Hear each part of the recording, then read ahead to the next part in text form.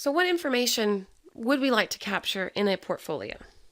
Well, typically you take a child for each portfolio.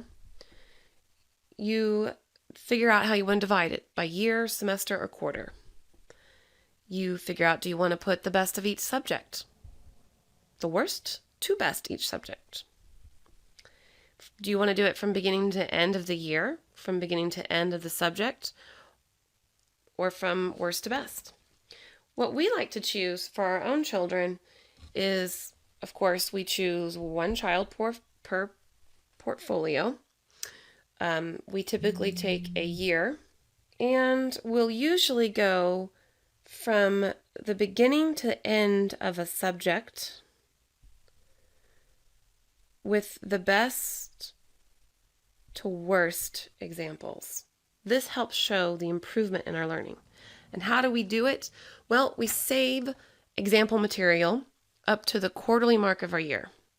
At that quarterly mark, what I do when I'm saving the material, as I'm saving the material, I will usually put a little post-it note on the back, and I'll write notes of things that happened or objectives that we covered for the examples. Then I put it into a portfolio at the end of the quarter in an accordion file. Each of our own children has their own accordion files. And then we review it at the end of the year with the child and to show off to our family. For our other students that come through TYC doors, we'll put their work in individual short folders if we have them just for a short time. Or we put it in a 3-ring binder if we have them for a longer time, and we review with the parents quarterly. If you're required to turn something into an assessor, always ask first, but almost always they're going to be over the moon to see a portfolio. Why is that? Like we've talked about, it's the best way to gauge and evaluate a child's learning. Well, if that statement's true, why aren't portfolios used in Sunday school? That's what my youngest likes to call public school. It just slips out.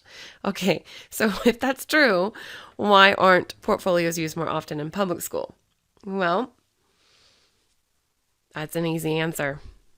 Time and money.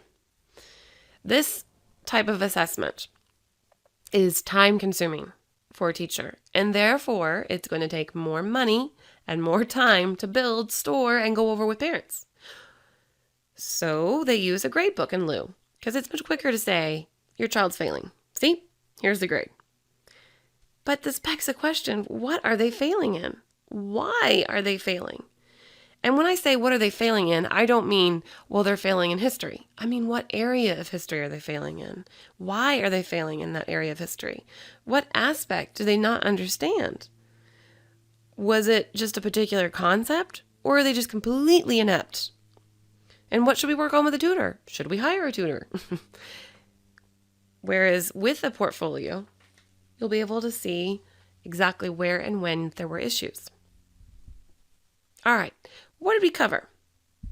What a portfolio is, how and when to make one, the benefits of having one, and why it's the best form of evaluation.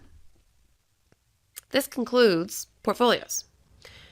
We're going to see you next with evaluations through test construction. See you then.